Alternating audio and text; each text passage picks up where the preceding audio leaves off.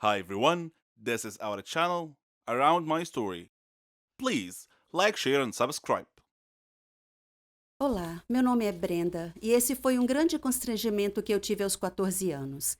Antes de eu te contar a minha história, deixa eu destacar alguns pontos. Toda experiência adolescente tem uma certa dose de ansiedade. É uma reação normal ao estresse e às vezes ajuda a lidar com situações angustiantes. Para muitos adolescentes, coisas como falar em público, provas ou mesmo sair para um encontro podem causar sentimentos de ansiedade. Para outros, a ansiedade pode ir além desses sintomas típicos e afetar negativamente relações de amizade, participação em atividades e até mesmo a escola. É por isso que dizem que adolescente não é coisa de Deus. Ok, essa foi apenas uma piada inocente, mas é assim mesmo.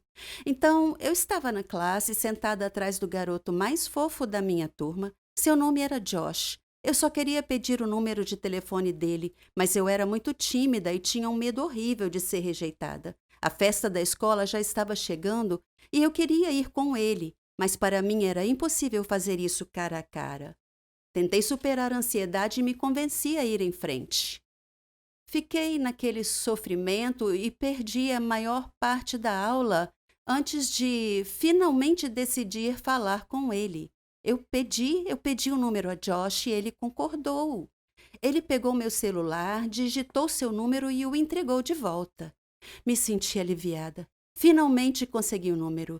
Na verdade, eu estava errada. Não havia razão para estar ansiosa. Na minha cabeça, isso era maior do que a realidade.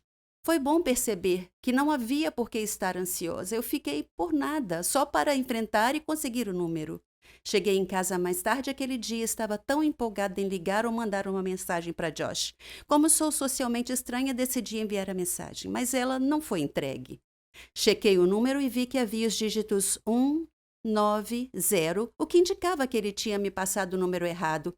Talvez ele quisesse me evitar. De repente percebi que havia agido de forma estranha com ele. Eu nunca tinha interagido com ele antes de pedir o número. Não existia relacionamento entre nós. Então foi muito estranho. Eu bati nos ombros dele durante a aula e pedi o número.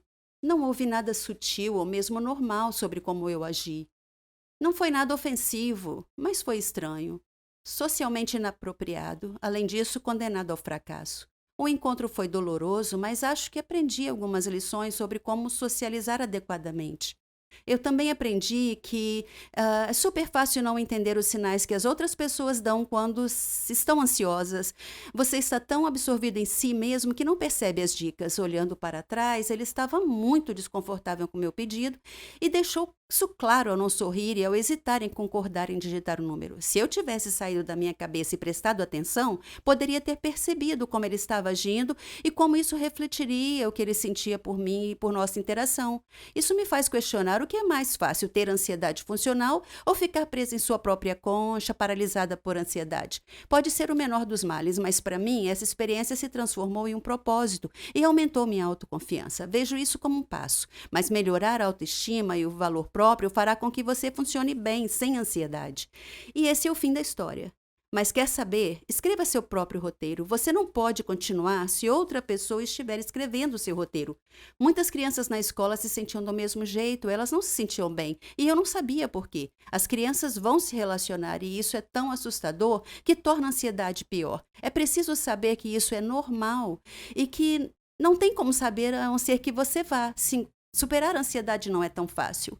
Vencer o que eu chamo medo da vida me custou anos e eu aprendi da pior maneira. E agora, a piada sobre não ser de Deus faz sentido? Uma coisa legal sobre o sucesso é ver todos seus amigos e família tão orgulhosos de você e suas conquistas. Esse respeito mútuo e apreciação é sobre o que amizade significa. Minha história é sobre sucesso e amizade também, quando dois amigos se tornam incompatíveis e não mais uma mão na outra. Meu nome é Cherry e eu tenho 21 anos de idade. Eu tinha uma amiga que se chamava Margot. Ela não era apenas minha amiga, era minha melhor amiga, minha irmã. Ela significava o mundo para mim. Nós éramos parecidas em tantos jeitos, até mesmo em nossos hobbies e nossos sonhos. Depois da morte de meu pai, minha mãe e eu nos mudamos para a vizinhança de Margot, já que a mãe dela era a melhor amiga de minha mãe. Eu tinha apenas 3 anos nessa altura, então Margot e eu praticamente crescemos juntas. Na escola, nós partilhávamos das mesmas aulas, estudávamos juntas e até mesmo éramos parceiras de laboratório. Ela e eu sonhávamos em ser farmacêuticas. Eu tive muita dificuldade no ensino médio, mas consegui terminar com o suporte de Margot em seu encorajamento. Eu não tive muita liberdade e independência como ela tinha, porque minha mãe era super protetora. Foi nesse ponto que minha história realmente começa. Quando eu decidi começar a faculdade de farmácia, Margot me perguntou por que eu escolhi esse curso. E eu disse a ela que meu pai morreu de uma doença maléfica que não tinha cura. Então, era meu sonho achar a cura para essa doença e salvar vidas. Eu estudei muito e concluí com sucesso minha faculdade de farmácia. Margot estava muito feliz por mim e ela prometeu me manter focada na descoberta para a cura da doença fatal que meu pai teve que eu procurei tão apaixonadamente. Eu pedi a ela para estar ao meu lado o tempo todo e ela estava feliz de fazer isso. A faculdade de farmácia era internacional, fora do meu país. Eu seria independente e livre do controle excessivo da minha mãe. Francamente, eu busquei por isso. Margot e eu encontramos um lugar para ficar próximo à faculdade. Um jovem albergue ou um grupo de garotas de diferentes países. Diferente de mim, Margot teve a habilidade de fazer facilmente amizade com elas. Nossos estudos não eram fáceis no começo, mas nós trabalhamos muito. Eu estava tão animada em me aprofundar na minha pesquisa e em aprender o máximo que conseguisse. Eu perguntei aos instrutores e médicos constantemente para expandir o meu conhecimento. Esse era o meu conheço e Margot me acompanhou durante todo o tempo. Eventualmente, nós graduamos na faculdade e começamos a nossa carreira. Eu comecei em uma companhia farmacêutica, enquanto ela começou em outra. Nós éramos agora, de algum jeito, competidoras. No preparo para minha pesquisa privada, eu aluguei um flat próximo à minha empresa. Margot fez o mesmo, próximo à empresa dela. Ela estava sempre me perguntando como minha pesquisa estava indo. Ela sabia que eu estava tentando desenvolver um antibiótico para curar a doença do meu pai, mas não era fácil, porque a imunidade do corpo humano atacava os antibióticos e destruía antes que pudesse destruir as células da doença. Eu tinha descoberto uma substância neutra que o sistema autoimune não iria atacar, então a droga poderia penetrar no corpo longe o suficiente para encontrar e destruir as células da doença via interações químicas. Minha primeira pesquisa foi rejeitada, mas eu continuei tentando, e em cada tentativa eu descobri algo novo. Durante esse tempo, Margot também estava ocupada com o seu trabalho. Um dia, ela me ligou. Ela estava chorando porque havia sido demitida de seu trabalho. Eles a acusaram de ter roubado uma pesquisa importante. Eu lhe disse que ela era tão profissional no seu trabalho que ela não deveria ficar triste, que deveria tentar um emprego na minha empresa. Eu disse a ela que eu a recomendaria para o meu coordenador. Ela me abraçou e me agradeceu demais e falou: "Você é realmente a melhor amiga de sempre, Cherry." No dia seguinte, eu disse ao meu coordenador sobre Margot e lhe disse que ela estava à procura de um emprego e estava aguardando do lado de fora. Ele a entrevistou e lhe deu um trabalho. Eu estava tão feliz agora que ela e eu trabalhávamos na mesma empresa. Margot continuou perguntando sobre minha pesquisa. Eu dava ocasionais atualizações. Eu estava hesitante para lhe dizer muito, mas novamente, ela era minha melhor amiga, além de tudo, então eu a convidei para minha casa para falar sobre minha pesquisa. Margot não ficou tão feliz como eu achei que ela estaria em ouvir sobre o meu projeto, mas eu imaginei que fosse porque ela foi despedida recentemente. Minha pesquisa pessoal tomou meu tempo completamente. Era até mais importante que o meu trabalho. Um dia, quando apareci no trabalho, meu chefe falou que eles não precisavam mais de mim e eu estava livre para ir embora. Demitida. Eu estava chocada e perguntei por quê. Ele disse que eu estava gastando muito tempo em casa realizando a minha pesquisa e pouco tempo no trabalho. Disse que tinha enviado muitas cartas para minha casa dizendo que deveria voltar ao trabalho e eu não havia respondido a ele e que falhei para voltar ao trabalho. Ele disse que minha colega de casa, Margot, havia recebido as cartas no meu lugar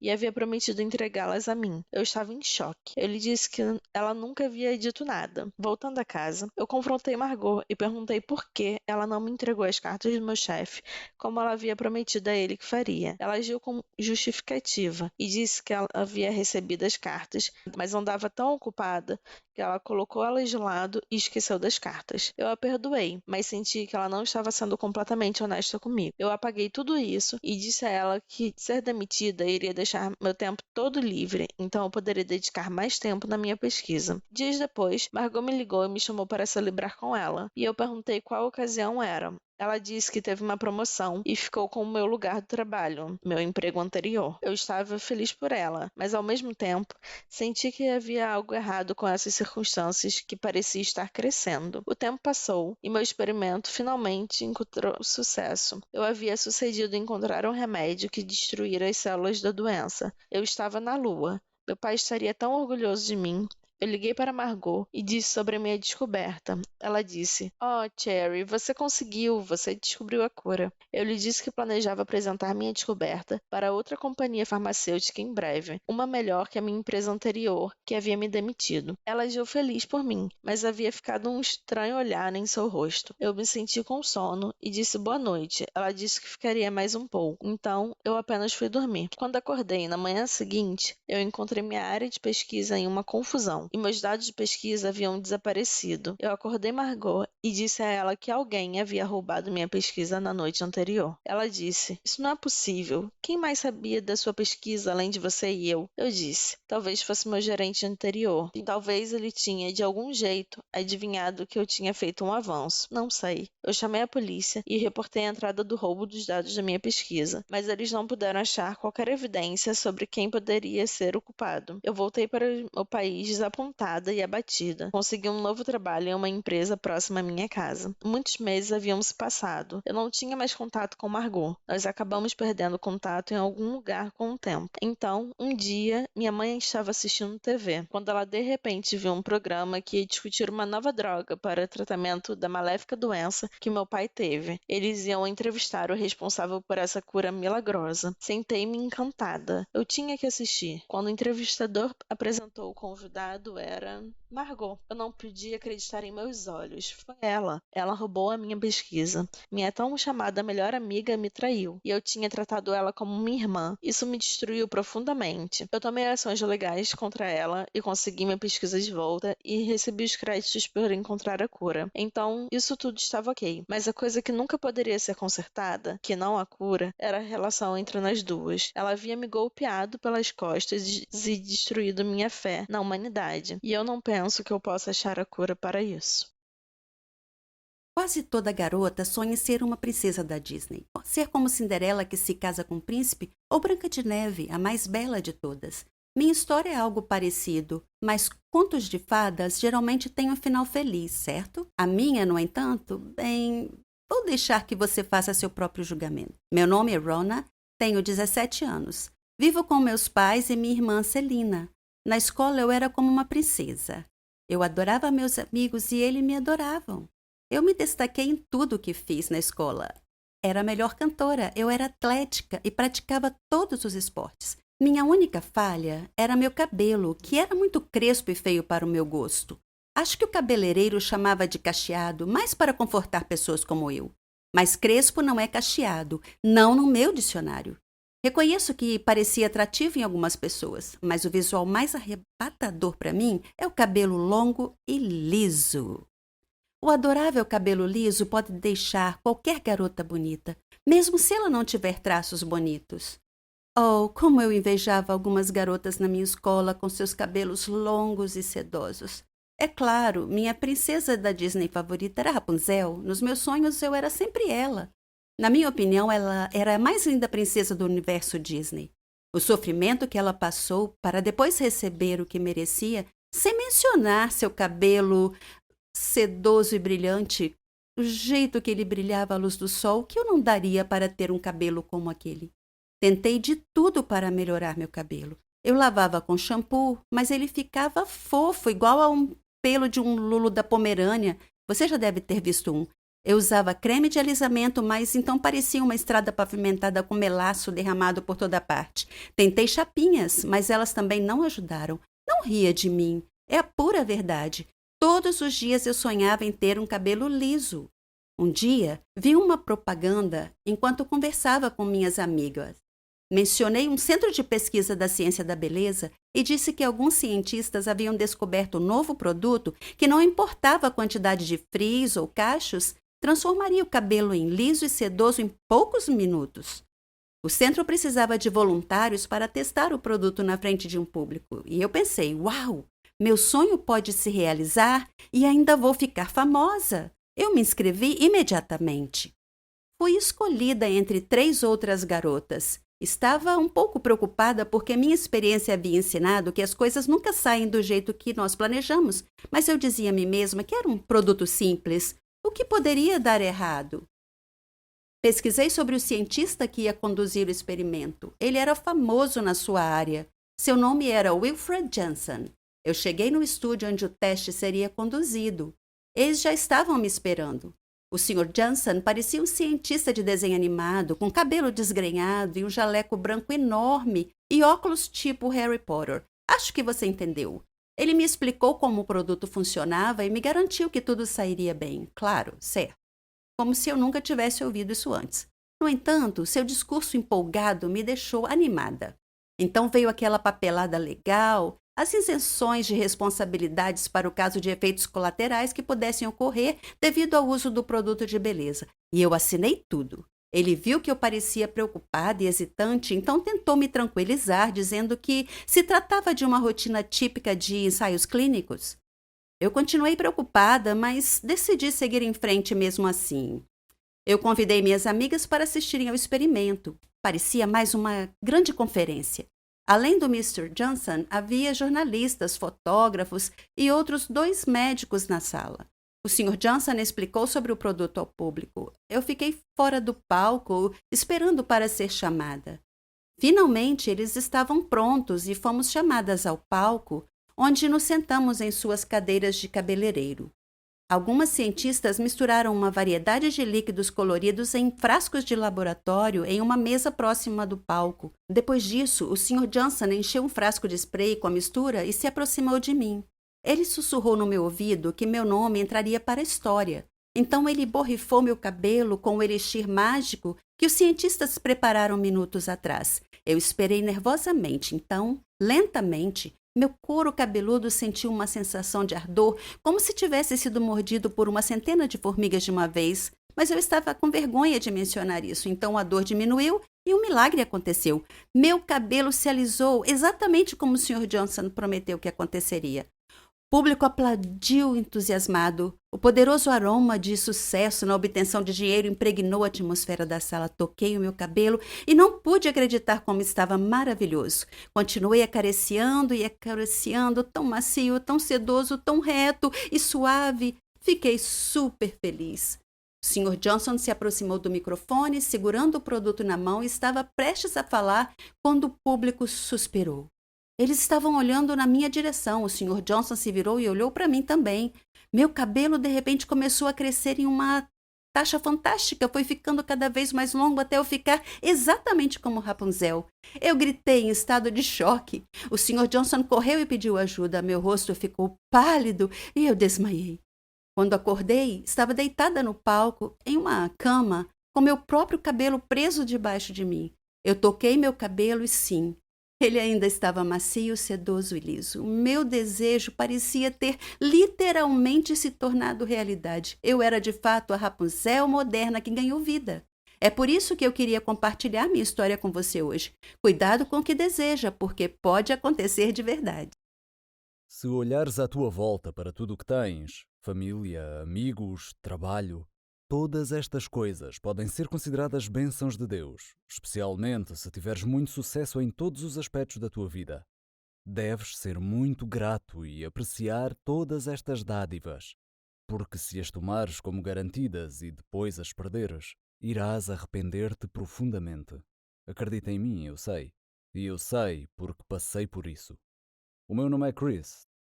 Tenho 39 anos e sou pivô de notícias num canal de televisão. Cresci numa família pobre. O meu pai era um trabalhador mal pago e eu não tinha qualquer desejo de seguir o seu caminho, por isso decidi arranjar um emprego o mais rápido possível para começar a ganhar dinheiro desde cedo. Primeiro trabalhei como encarregado de vendas numa fábrica de alimentos processados. Depois disso, trabalhei em muitos empregos diferentes e ganhava dinheiro para sustentar a minha família e os meus estudos. Tive boas notas na Universidade da Faculdade de Comunicação, pelo que tinha uma oportunidade de conseguir o meu emprego de sonho de pivô de notícias. E consegui. No meu primeiro trabalho como pivô para um canal de televisão local, era minha função preparar os programas. Ser apresentador de notícias era o meu sonho desde sempre. Eu era jovem e queria ser famoso e conhecido como uma celebridade da televisão. Não foi tão fácil como eu pensei que seria, mas finalmente consegui realizar o meu sonho de me tornar um apresentador de notícias famoso. Consegui mudar-me com a minha família para uma casa maior. Casei com a rapariga que amava e com quem tive 2 filhos. A minha vida estava a decorrer sem problemas, de acordo com os meus planos de vida. Mas o destino não gosta de finais felizes, ao que parece, e a minha vida tomou um rumo obscuro. Depois de me tornar famoso, o meu trabalho exigiu cada vez mais do meu tempo e energia, e o stress acrescido para manter esse sucesso no trabalho começou a ter um impacto na minha vida pessoal.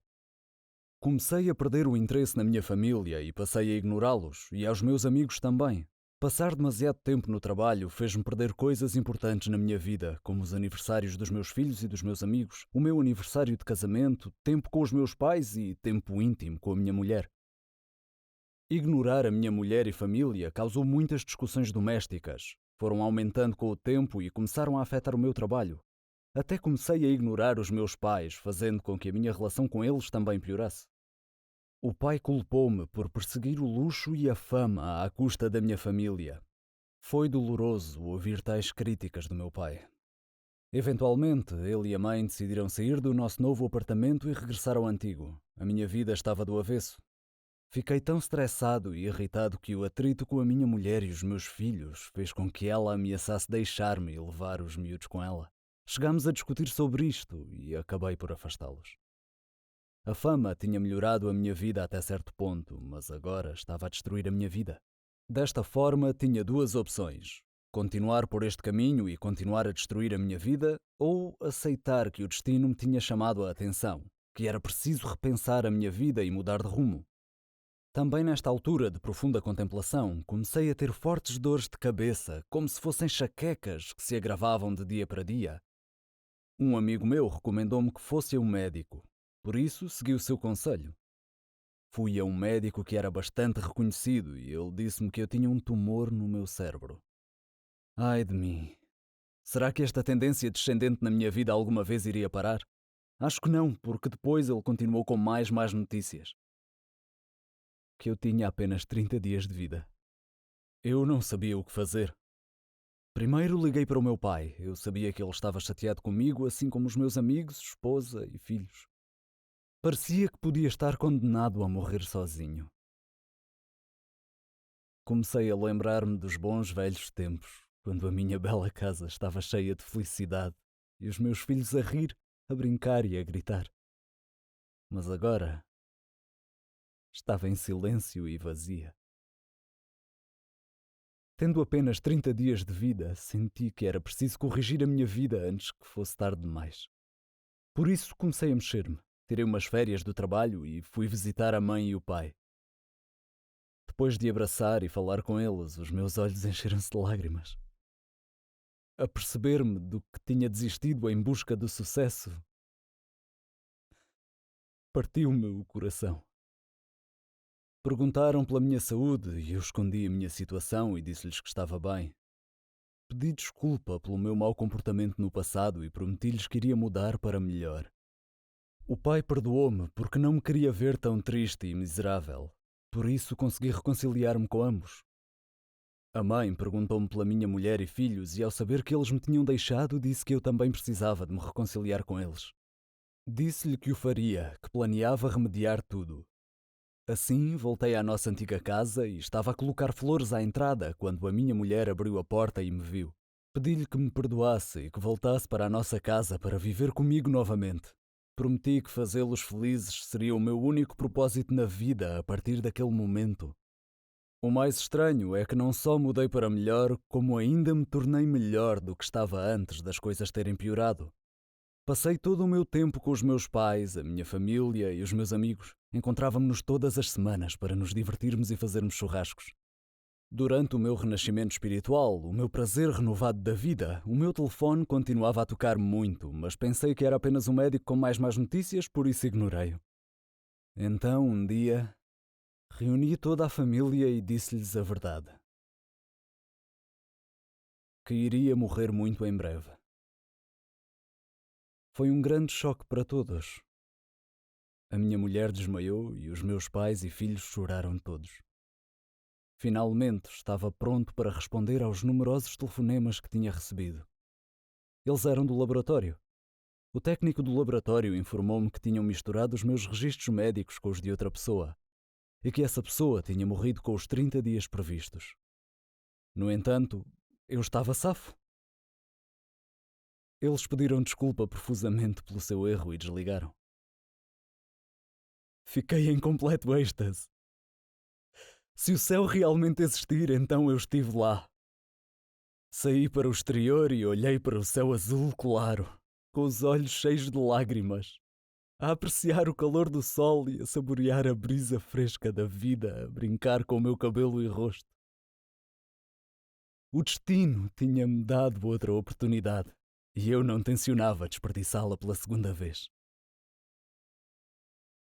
Decidi que passaria o resto da minha vida como se tivesse apenas 30 dias para viver. Eu sou o Matthew, 21 anos, e devo contar-te uma coisa. Eu sou um louco. Preciso de tratamento, mas que tratamento existe para o meu tipo de loucura? Vês à tua frente um homem com roupas rasgadas que está sempre a falar sozinho. Eu era médico, mas deixei a medicina para me dedicar à aromatologia. Se por acaso te questionas, a aromatologia é o estudo das fragrâncias, tais como os perfumes das flores e como afetam as pessoas. Deixa-me contar-te a minha história.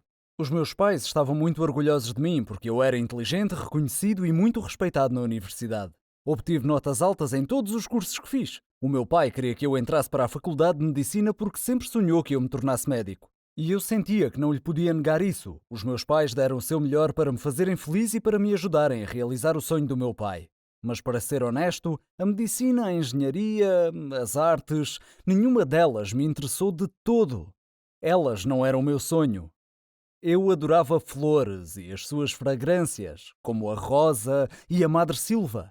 Eu extraía delas fragrâncias e dava-as como presentes aos meus amigos e família. Todos eles gostavam muito destes presentes aromáticos. O meu grande dilema era que tinha de encontrar uma forma de dizer ao meu pai que preferia estudar botânica, plantas e aromatologia, fragrâncias, em vez de medicina. Eu sabia que ele ia pensar que eu era louco por desistir do nobre estudo da medicina para trabalhar com flores, mas o que posso eu dizer? Eu adoro flores e fragrâncias desde que era pequenino.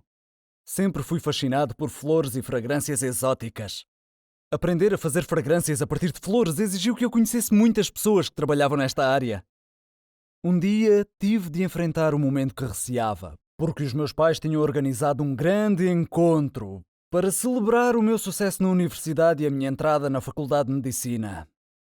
O meu pai pediu-me para contar todas as minhas ambições enquanto médico. De repente soube que tinha chegado o momento em que precisava de fazer o anúncio chocante para os meus pais. Disse aos presentes que tinha decidido que ser médico não era para mim e que ia mudar a minha área de estudo. O meu pai olhou para mim com um olhar espantado e depois começou a rir. Pensava que estava a brincar. Depois dirigi-me para eles e disse: "Pai, não estou a brincar, estou a falar a sério. Quero estudar flores e fragrâncias semelhantes aos presentes que já vos dei antes." Todos ficaram subitamente muito calados. Conseguiram sentir que esta era uma epifania para os meus pais. O constrangimento e o choque no ar eram palpáveis. O pai olhou para mim e disse com um sorriso afetado: "Matthew, tu nasceste para ser médico. Esquece todo este disparate da porcaria das flores." Um pouco irritado, eu disse: "Pai, extrair fragrâncias de flores não é porcaria." O pai disse: "Bah, esquece isso." O espírito da festa foi de certa forma dominado após esta conversa desagradável. Independentemente disto, em respeito para com o meu pai, comecei a estudar medicina, mas a maior parte da minha energia e atenção foi direcionada para as flores e as suas fragrâncias. Por vezes passava tempo com os meus amigos médicos e outras vezes com os meus amigos de aromatologia que tinha conhecido anteriormente. Passei o meu primeiro ano na Faculdade de Medicina, alcançava grandes notas como de costume, mas não tinha paixão por aquilo. Não me entusiasmava nem me interessava. Chegou um dia em que me fartei dos estudos médicos e já não aguentava mais. Por isso decidi deixar a Faculdade de Medicina para me dedicar à minha verdadeira paixão, flores e fragrâncias. Quando contei ao pai a minha decisão, ele ficou muito chateado, chamou-me nomes e acusou-me de ser louco, maluco, lunático. Voltei a dizer que não tinha qualquer interesse em medicina e afirmei que a verdadeira loucura estava em permanecer numa área que realmente não gostava nada. Saí de casa e fiquei com um amigo durante algum tempo, antes de finalmente alugar e mudar-me para um pequeno apartamento. Enfrentei muitos obstáculos no início, mas não desisti. Montei um viveiro onde plantei algumas flores e cuidei delas. Estava a trabalhar num tipo raro de fragrância, extraída de uma variedade de flores. Tive de viajar para obter estes espécimes. As fragrâncias dos meus produtos não foram bem sucedidas no início, mas persisti.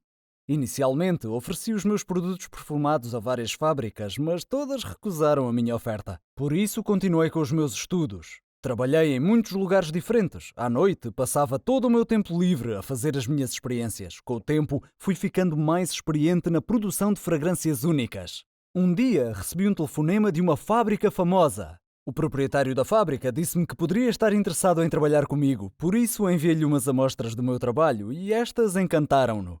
E eu fiquei encantado por ele estar encantado. Assim começou a fase lucrativa do meu novo empreendimento. Comecei a ganhar um rendimento decente e acabei por ser minimamente bem-sucedido. Passado algum tempo, liguei para o meu pai e pedi-lhe que me perdoasse. E ele perdoou-me, percebendo finalmente que as minhas paixões não eram necessariamente as suas paixões e que eu devia dedicar-me àquilo de que mais gostava. Tenho agora a minha própria fábrica. No fim das contas, realizei o meu sonho. O meu conselho para ti é que nunca desistas de ires atrás dos teus sonhos. Com persistência, serás um dia bem-sucedido. O que dizes? Fui um louco por desistir da medicina e estudar aromatologia? Fui um louco por desistir da medicina e estudar aromatologia? Madrasta. Título intrigante, não é? Confesso, não esperava ser mãe tão jovem, mas muitas vezes as circunstâncias determinam o caminho que devemos seguir. A minha mãe foi a razão pela qual fiz esta escolha, mas, por favor, espera até ao fim. Espera até ouvir a minha história. O meu nome é Rita, tenho 17 anos e era feliz a viver com a minha família. Meu pai era médico, a minha mãe era dona de casa e eu tinha 2 irmãs mais novas, Carla e Sara. E morávamos num bairro tranquilo e agradável.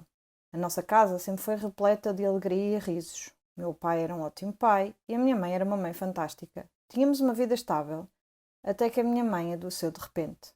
Ela começou a ter dores de cabeça frequentes. Meu pai levou a um neurologista e ele disse que a situação era grave, que ela precisava de uma cirurgia urgente. Nossa vida foi subitamente virada de cabeça para baixo. Ficamos tristes e deprimidos. Nenhum de nós falou muito. Meu pai sempre tentava consolar a minha mãe, mas sempre que estava sozinho, chorava tal como nós. A nossa vida tornou-se sombria. O médico marcou uma data para a cirurgia, e quanto mais se aproximava a data, mais ansiosos ficávamos. Quando o dia finalmente chegou, arrumamos algumas coisas da mãe para levar para o hospital. Parecia ser a última vez que nos veríamos. Tive um mau pressentimento sobre isso. Quando chegamos ao hospital, a minha mãe chamou-me e disse-me: Rita, tens de cuidar do teu pai e das tuas irmãs. De repente entrei em pânico. Mãe, para de falar assim. Disse: vais melhorar e vais voltar para casa. Ela colocou a mão na minha boca e disse: claro que vou, mas precisas de cuidar deles enquanto eu estiver fora. Vais fazer isso por mim? Eu estava a chorar, mas tentei acalmar-me e assenti. Então o médico chamou-a. Ela abraçou todos e depois foi para a sala de operações para a cirurgia. Esperamos do lado de fora da sala, preocupados. Depois de algum tempo, o médico saiu e chamou o meu pai rapidamente. Eu sabia o que tinha acontecido pela expressão no rosto do médico. Meu pai voltou, depois de alguns minutos, e olhou para nós. Estávamos a chorar e ele abraçou-nos. Nossa vida caiu numa rotina miserável e entediante. Meu pai e as minhas irmãs estavam sempre tristes e eu esforcei-me ao máximo para tentar cuidar deles. Um dia, meu pai chamou-me e disse: sabes o quanto te amo, todas vocês, mas às vezes temos que tomar decisões difíceis. Eu não gostei do tom daquilo. Ele disse: vou ter de me casar novamente. Dei 2 passos atrás e disse: casar de novo? Mas porquê? E ele disse-me: precisamos de alguém para cuidar de nós. Eu sei que ninguém pode tomar o lugar da tua mãe, mas... Não esperei que ele acabasse e disse: pai, nunca vou ocupar o lugar da mãe. E ninguém pode, mas farei o meu melhor. Farei tudo o que ela fazia. Estou madura e responsável o suficiente. Eu posso lidar com isso. Além disso, prometi à mãe que faria isso. Ele olhou-me atentamente e imediatamente desistiu da ideia de se casar novamente. No início foi muito difícil aprender a fazer toda a limpeza e cozinhar, mas fui-me habituando, passo a passo. Pesquisei na internet dicas para tornar o meu trabalho mais fácil e eficiente. Pedi às minhas irmãs para não desarrumarem a casa e elas cumpriram. Comprava-lhes presentes de vez em quando. A minha culinária melhorou depois de muitas tentativas falhadas. Sempre que ficava cansada e queria desistir, só me lembrava do rosto da minha mãe e isso dava-me forças para continuar. 10 anos depois, ainda sou a mãe da casa. Meu pai ainda não se casou. As minhas irmãs cresceram e estão bem na escola. O nosso apartamento está sempre limpo e estamos felizes novamente. A estrada foi longa, mas fiz o que tinha de fazer e filo bem. Você sabe, a verdade é mais estranha que a ficção às vezes, especialmente se você tiver um segredo sombrio em sua vida que poderia colocá-lo em perigo se fosse exposto. Esse era o meu caso e essa é a minha história. Meu nome é Charlotte e tenho 17 anos. Vivo com minha mãe. Meu pai faleceu antes de eu nascer, então minha mãe me criou sozinha. Minha mãe sabia tudo sobre mim, meus estudos, meus amigos. Ela tinha algumas regras que eu tinha que seguir. Comer fora era proibido, não podia ter novos amigos a não ser que ela soubesse tudo sobre eles primeiro. Eu pensava que essas regras eram uma paranoia e eu perguntei a ela por que tantas restrições às minhas amizades. Ela respondia simplesmente: você não pode confiar nas pessoas hoje em dia. Mas aquela não era uma resposta satisfatória e quando eu perguntava o que aquilo significava, ela não dizia mais nada. À medida que eu crescia, essas regras me intrigavam ainda mais. Eu não conseguia evitar pensar que tudo isso tinha a ver com meu pai, de quem eu não sabia nada. Minha mãe sempre dizia que ele era problemático e que eu saberia de tudo com o tempo. Nas férias, eu me juntei a uma banda. Nós fazíamos muitos shows. Era a melhor. Eu era boa instrumentista e boa cantora. Quando nós acampávamos, conhecíamos estudantes de outros países. Nós fizemos muitos novos amigos e nos divertimos muito juntos. Tivemos ainda a chance de aumentar o sucesso e a reputação da banda. Depois da nossa primeira performance no acampamento, uma garota asiática se aproximou e me abraçou, dizendo: Charlotte, eu sinto tanta saudade de você. Pega de surpresa, eu perguntei: eu te conheço? Ela me surpreendeu dizendo: você não me reconhece? Eu sou a Mary, sua amiga. Eu sorri e respondi: você deve estar enganada, eu não te conheço. Após insistir que realmente era minha amiga, ela se desculpou e foi para junto de seus amigos. Estranho. Embora agora ao pensar sobre isso, muitas vezes tenho a sensação estranha de que alguém estava me observando em todos os lugares que ia. Tentei me livrar desse sentimento em muitos momentos, mas nunca consegui. Sempre dizia para mim mesma que devia ser minha imaginação. Naquela noite, fomos todos a um passeio na floresta. Estava escuro e eu meio que me separei do grupo e me vi sozinha, cercada por árvores. Chamei pelos meus amigos, mas ninguém me ouviu. De repente, eu esbarrei em alguém. Parecia uma garota e eu me desculpei. Quando me virei para vê-la, eu fiquei chocada em ver a mim mesma ou uma cópia de mim. Eu parecia estar olhando para mim mesma em um espelho. Quem é você? Eu perguntei. Eu sou Charlotte, ela respondeu. Isso é impossível. Eu sou Charlotte, eu afirmei com toda certeza. Você está com a gente aqui no acampamento? Sim, ela respondeu. Eu perguntei a ela o caminho de volta, ela apontou em uma direção e nós retornamos. Enquanto andávamos, o telefone dela tocou. Era o pai dela. Ele estava preocupado com ela e queria ter certeza de que tudo estava bem. Chegamos às nossas barracas sem nenhum incidente e eu disse: foi muito bom te conhecer, Charlotte. Nos vemos amanhã? Senti uma forte conexão com aquela garota sem motivo algum. Então percebi que tinha esquecido minha bolsa e voltei para pegá-la. Novamente senti que estava sendo observada. De repente, algo atingiu a minha cabeça. Quando eu acordei, estava sentada em um carro cercado de pessoas usando óculos de sol. E eu estava apavorada. Quem são essas pessoas? Eu exigia saber. E o que vocês querem de mim? Um homem disse que meu pai era a razão de eu ter sido sequestrada. Quando eu disse que meu pai tinha morrido há muito tempo, ele riu. Então ele espirrou alguma coisa no meu rosto e eu perdi a consciência. Quando mais tarde eu acordei, a outra Charlotte estava amarrada ao meu lado. Um homem parecia confuso ao dizer duas de mim e ele perguntou ao seu chefe qual das duas era a garota que procuravam. De repente ouvi alguém gritar: parem! Não se mexam! A polícia apareceu dentre as árvores. cercou o carro e prendeu os homens. Depois desamarraram as duas Charlotte. Alguém surgiu parecendo muito preocupado. A outra Charlotte começou a acordar e perguntou onde estava e o que estava acontecendo. Então ela viu seu pai correndo até ela. O pai dela me olhou e perguntou meu nome e o nome da minha mãe. Quando eu respondi, ele disse que sabia quem eu era e que eu levasse um abraço para ela e que dissesse que ele continuava a guardar seu segredo. Então ele me deu uma medalha e me abraçou, dizendo que não sabia se me veria de novo. Eu ainda estava olhando para ele confusa e ele sorriu e me perguntou onde meu pai estava. E eu disse que ele tinha morrido. Ele disse que aquele era um acordo entre ele e minha mãe, e que eles estavam apenas tentando proteger a minha outra Charlotte, que era minha irmã gêmea. Ele disse que teve problemas em seu trabalho, algumas pessoas ameaçaram nos matar, então ele e minha mãe decidiram nos separar. Ela ficou com você e eu fiquei com sua irmã gêmea, ele disse. Nós fizemos isso para mantê-las a salvo, e eu chamei sua irmã Charlotte exatamente como você. Me senti ainda um pouco esgotada naquele momento, era absurdo, eu não conseguia acreditar. De repente, eu ouvi alguém me chamar. Charlotte, acorda! Está na hora da viagem. Você deve ter tido um pesadelo, porque você estava gritando.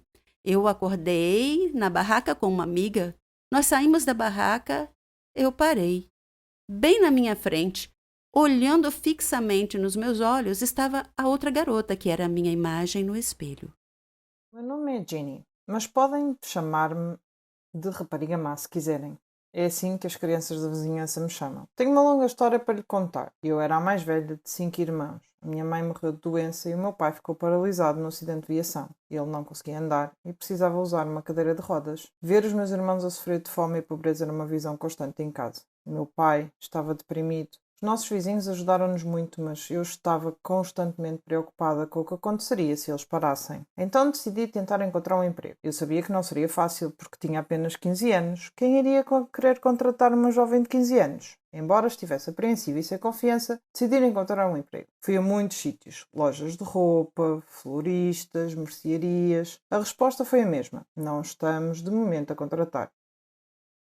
Um dia, sentindo-me desanimada, caminhava sem rumo, sem destino em mente, quando, de repente, me vi perto de um hospital. Num impulso, entrei. Vi uma enfermeira, mas ela parecia triste demais para falar. Então olhei em volta e encontrei outra enfermeira que parecia um pouco mais gentil. Ela notou e perguntou se eu precisava de ajuda. Eu disse-lhe que estava à procura de emprego, qualquer trabalho, que até esfregaria e limparia. Ela sentiu simpatia por mim e disse-me para não me preocupar. Em seguida, ela foi ao escritório do diretor. Eu estava preocupada. Estava metida em sarilhos. Um minuto depois ela chamou-me para falar com o diretor. Ele parecia muito gentil e perguntou-me o nome em voz baixa. Eu disse-lhe que era Ginny. Ele contou-me que Martha, a gentil enfermeira, que estava a ajudar-me, disse-lhe que eu estava à procura de qualquer emprego disponível. Ele disse que tinha um emprego para mim, mas estava preocupado que pudesse ser um problema. Senti uma pontada de medo e perguntei qual era o problema. Ele disse que eu teria que trabalhar no turno da noite. Só isso? Eu senti-me tão aliviada. Concordei imediatamente e ele disse que gostou do meu entusiasmo e que poderia começar no dia seguinte. Eu estava tão feliz. Voltei para casa rapidamente, abracei os meus irmãos e beijei a mão do meu pai. Contei-lhes sobre o meu novo emprego. Meu pai olhou para mim com tristeza e disse que eu era muito jovem para assumir essa responsabilidade. Eu disse que estava tudo bem e que eu poderia lidar com isso. Quando eu ia para o trabalho no hospital todas as noites, havia um gangue de crianças que ficavam sempre a vaguear pela vizinhança. Eu esperava que eles não me incomodassem, mas as minhas esperanças foram em vão. E eles gozavam comigo sempre que passava por eles. Nunca disse isto à minha família. Comecei a trabalhar como empregada da limpeza, mas devido ao meu zelo e inteligência, pude aprender um pouco sobre enfermagem e então fui promovida. Primeiro a auxiliar de enfermagem e depois a enfermeira. Os meus colegas apoiaram-me muito.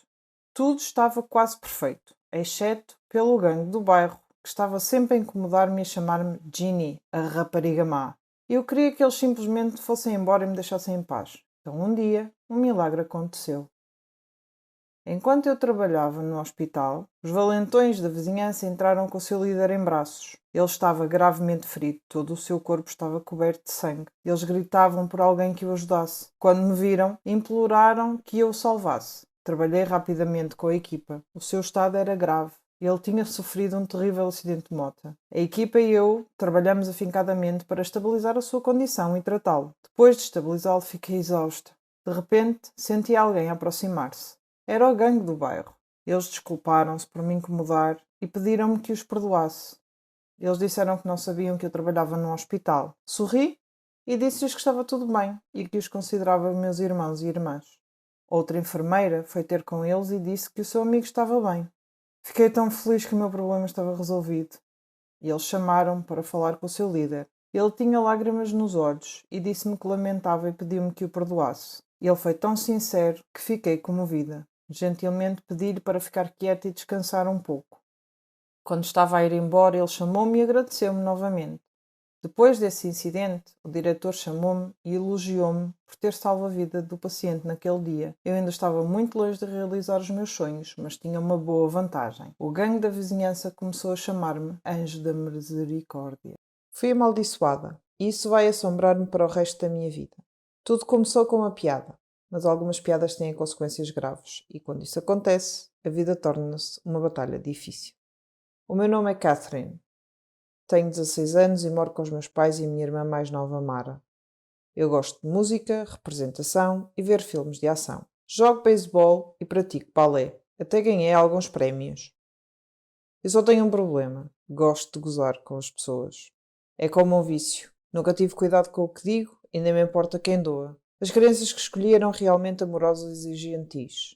Mas isso encorajou-me ainda mais. Meus amigos eram exatamente como eu. Na verdade, eu era o líder deles. Nós caminhávamos como se fôssemos os donos da escola. Tínhamos um colega de turma chamado Norman. Ele não era exatamente o que chamaríamos de alguém em boa forma. Ele era o oposto da boa forma. Durante os intervalos das aulas, o meu grupo e eu roubávamos a sua lancheira e atirávamos uns aos outros, mantendo-o longe dele. Vimos-lo correr na tentativa de nos alcançar, mas ele parou no meio do caminho. Peso extra não o ajudou. Ele rapidamente ficou sem fogo. Sempre que ele entrava na sala de aula, nós o surpreendíamos atirando vegetais e frutas velhas e podres nele. Norman tolerou as nossas provocações. Ele não parecia importar-se muito, mas um dia uma piada foi longe demais. Concebemos um plano maligno. Dissemos que haveria um concurso de fotos, e quem fizesse a pose mais engraçada ganhava. Norman era tão crédulo que acreditou em nós. Na verdade, ele pensou um pouco e posou para nós. Fizemos o possível para não desatar as gargalhadas enquanto tirávamos fotos dele. No dia seguinte, quando ele chegou à escola, Norman descobriu que as suas fotos da sessão tinham sido afixadas nas paredes da sala de aula. E as crianças riam, escrevendo comentários por todo o lado. Norman ficou mortificado e olhou para os rostos dos seus colegas. Todos se riam e apontavam para ele. Norman começou a chorar, seu nariz começou a sangrar, então desmaiou. Um professor teve que chamar uma ambulância para levá-lo ao hospital. Eu certamente não esperava que isso acontecesse. Sabíamos que Norman ficava às vezes muito cansado e perdia o resto do dia de aulas, mas não sabíamos que ele tinha um problema de saúde. Senti um profundo pesar. A maldição de que falei no início começou quando uma rapariga chamada Naomi se juntou à nossa turma como aluna nova. No seu primeiro dia, o nosso professor trouxe-a e apresentou-a. Ela sentou-se numa mesa da última fila. Percebi que ela olhava sempre para mim de um modo estranho e perguntei-me porquê. Ela olhou-me com desdém. Eu não conseguia entender porquê, afinal, era a primeira vez que a conhecia. Eu evitava, principalmente porque a sua aparência deixava-me desconfortável. E sempre que o meu grupo queria gozar com ela, eu dizia para a deixarem em paz. Eu senti que havia algo estranho com essa rapariga. Um dia, durante a aula de ciências, o professor colocou-nos em pares para fazer uma experiência de laboratório. Eu pretendia perguntar sobre a maneira como ela me olhava, mas antes que eu pudesse dizer alguma coisa, ela tomou a iniciativa e surpreendeu-me ao abordar o assunto. Vais pagar pelo que fizeste ao Norman, disse ela friamente. Olhei para ela e perguntei como conheces o Norman e do que estás a falar.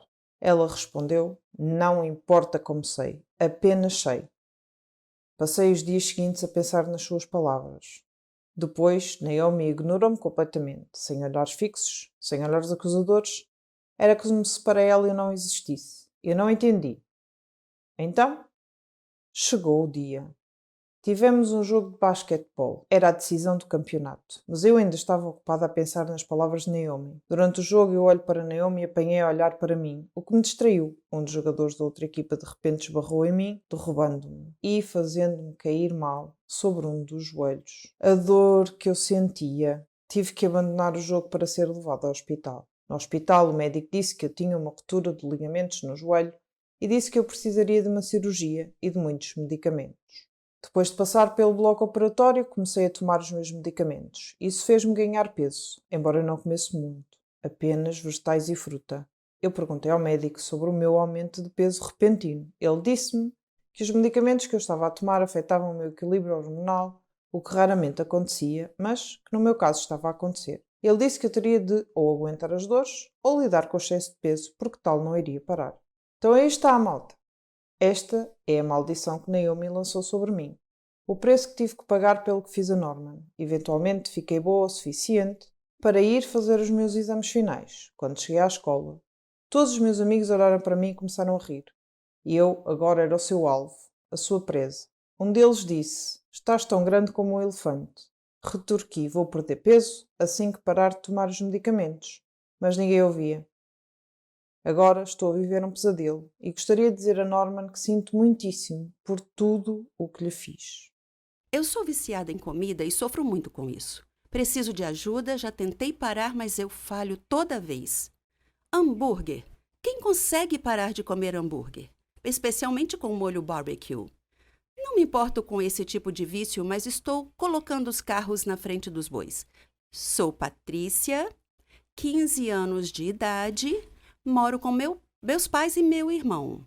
Eu levo uma vida pacata, sem interesses ou hobbies, exceto por comer demais. A comida é minha amiga leal, ela nunca me deixa. É minha parceira, minha alma gêmea, mas isso tem efeitos colaterais traiçoeiros. Um lado negro, se quer saber. Ele me impede de ter uma vida saudável, me rouba energia para brincar e me faz dormir excessivamente. Eu preferia estar em casa com um grande saco de batatas fritas do que me exercitar. Minha alma gêmea me traiu feio recentemente, no último dia de ação de graças na casa da minha avó. Ela mora em um estado próximo, era uma médica inteligente e uma grande cozinheira também. Ela faz comidas deliciosas. Aquele dia, ela preparou um peru marinado com castanhas e outros ingredientes secretos. O gosto era magnífico, como se tivesse caído do céu. Eu me sentia como se estivesse em uma guerra que não tinha como vencer. Eu comi. Não sei porquê, mas não conseguia me controlar. Ataquei o peru como se fosse o último do planeta. Só que toda batalha culinária com adversário à altura, tipo o peru no barbecue, tem suas casualidades. De repente, não conseguia respirar. Caí de joelhos e desmaiei. O peru venceu. Acordei mais tarde no hospital, ainda agarrada a um pedaço da perna do peru. O médico disse que eu estava ganhando muito peso e precisaria fazer uma dieta. Dieta! Como eu odeio essa palavra! Era como uma espada sobre a minha cabeça. Isso significava me privar da minha paixão, minha razão de viver. Comer saladas em pequenas porções era, para mim, a forma mais cruel de punição, a pior forma de tortura possível. Imagine pensar em uma pizza maravilhosa, gordurosa, cheia de queijo, com todos os molhos possíveis e, de repente, abrir seus olhos e encontrar uma bacia de salada. Mas eu tinha chegado a um limite na minha vida. Um dia, meu irmão estava brincando na rua, enquanto eu estava sentada em casa, olhando fixamente para um pedaço de cheesecake, parado lá, me tentando a comê-lo. Eu me esforcei muito para resistir, mas no final sucumbi e devorei o bolo como um animal selvagem. Logo depois, comecei a ficar tonta, mas não tinha como pedir ajuda. Daí desmaiei de novo e fui levada ao hospital. Enquanto estava meio inconsciente, eu ouvi o médico dizer: "Ela precisa parar de comer ou ela vai morrer." Pensei comigo mesma: "Uau! Morrer?" Então tomei minha decisão lá mesmo. Decidi lutar uma nova guerra, a guerra contra meu apetite. No caminho de volta para casa, disse a meu pai que queria ir ao nutricionista. Ele ficou feliz de ouvir aquilo. Mais tarde, na clínica, a médica nos recebeu e me disse como superar meu fetiche por comida. Ela me passou uma dieta com um cardápio cheio de comidas saudáveis. Eu me convenci que era possível vencer essa guerra, só tinha que ser paciente e perseverar. Eu me ative à dieta, passei a me exercitar. Meus pais me deram todo o apoio. Eu estava entusiasmada. Totalmente posso fazer isso. A semana passou rápido e eu não vi a hora de ver a médica e ter boas notícias. Quando a médica me pesou e disse que meu peso não havia mudado, meu mundo caiu. Ela me olhou e perguntou como era possível. Disse a ela que não sabia que estava seguindo a dieta direitinho, apesar do esforço tremendo da minha parte. Mais uma semana se passou e voltei à médica. Os resultados foram os mesmos. Ela disse: Patrícia, você tem certeza que está seguindo a dieta que te prescrevi? Eu disse sim. Ela se sentou pensativa, então me disse meio perplexa: Isso é estranho, seu peso está aumentando e não diminuindo. Essa notícia inesperada me deixou confusa. Outra semana se passou, nada de novo. A médica ficou impressionada. Voltei para casa abatida e meu pai me perguntou o que havia de errado.